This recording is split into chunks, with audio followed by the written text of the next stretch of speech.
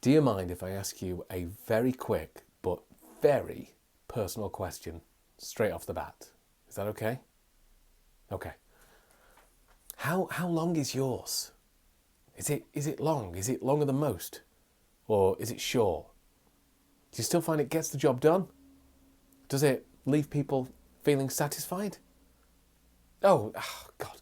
I can see where you're going with this. Your mind's in the advertising, marketing gutter. No, get it out of there. I'm not talking about copy. I'm talking about penises. You see, what? Oh no, wait.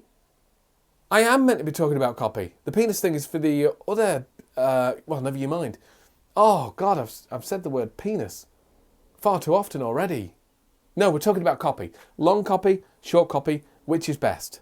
So forget about the penis thing, and also remind me that when I upload this to YouTube to market, not safe for kids. Be a love, thanks. So yes, long copy or short copy. How much copy do you need to sell your thing? Now, I was asked this question yesterday, which reminds me, if you want to ask me a question, fire one in the comments and I'll get my VA to process it. VA is just me wearing a dress, but it makes me feel like a team. So, is it true that cheaper offers need less copy and more expensive offers need more copy? Well, the typical copywriting answer for this is a kind of cop-out, it depends, which is no help when it comes to creating your next promo.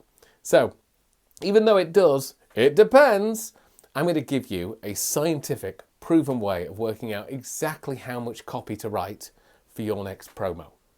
Okay, does that sound good? So even if you're not a copywriter, you'll know, and you won't need to look at competitors or ask anybody else, you'll just know that you have the right amount of copy. Does that sound good? Okay, let's just get straight into this then. So a couple of days ago, I talked about ticking boxes, and that's the idea I want you to have for how much copy you need, because you need to think about, what does your customer need to know? What do they need to believe in order to make a decision and click the magic button? You need to take them from where they are now to where you want them to go. So if you want them to buy your thing, they need to know some things. Now, I don't know what those things are, but it might be alongside things like testimonials, proof.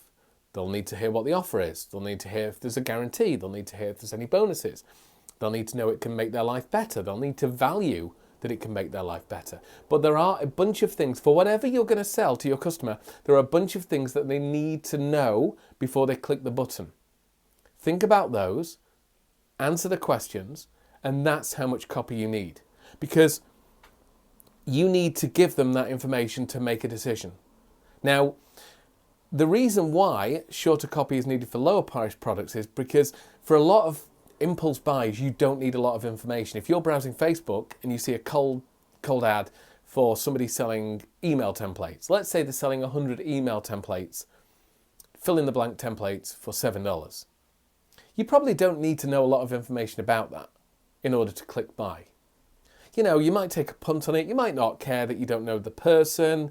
They might not have a bunch of testimonials, but you might look over the templates and go, oh yeah, there's an abandoned cart one in there. I could do with that. It'd be worth it for $7. You just go, oh, that'd be worth it. And then you make the decision. So their copy might not need to be a lot.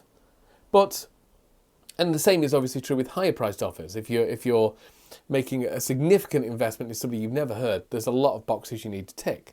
But it's not always true that you need long copy to sell a high priced offer. So think about this. Let's go with an extreme example. And to be honest with you, you'll say to this, oh, that's a ridiculous example. But when you're testing a principle, if it works on the extremes, it's a principle. If it doesn't, it's not a principle. So it's worth bearing this in mind. So even this is a bit of a crazy and ridiculous idea, it tests the principle and shows you exactly how it works. So let's say Richard Branson, let's say you think that $25,000 offers require a lot of copy.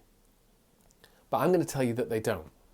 So let's say Richard Branson makes an offer. He goes on TV and he says, for one lucky person who spends $25,000 with me, I'll fly them out to my island. They can live with me for 10 years. Every single day, I'll spend 2 hours working on their business with them.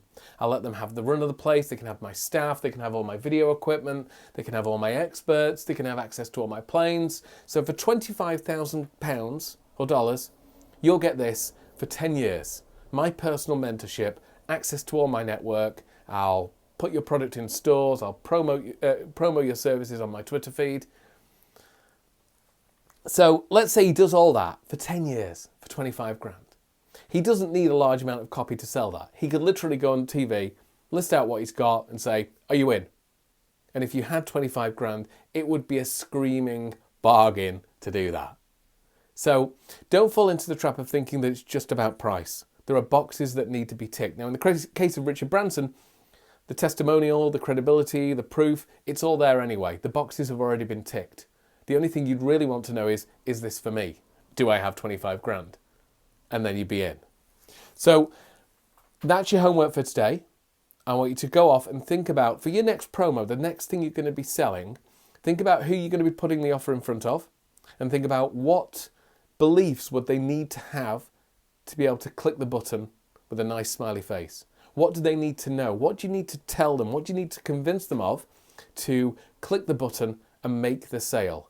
So don't get dragged into the argument of, oh, it's a $7 offer, therefore it needs to be this amount of copy. No. Think about where they need to be to make the decision. Forget about what everybody else is doing and just sit down and work out how many boxes need to be ticked and make sure your copy, somewhere along the line, ticks those boxes and you'll have the right amount of copy to make the sale. So that's your homework for today. For your next promo, go off and figure out what they need to know and then just write a sales page that ticks all those boxes and you will get more sales. Hope that's useful. If you've got any questions, like I say, I want to make this as interactive and useful as possible. So if you've got a question about copywriting, marketing or anything like that, then just fire it in the comment below and I will get to it and I will answer it in a future show. All right, take care. Have a good day.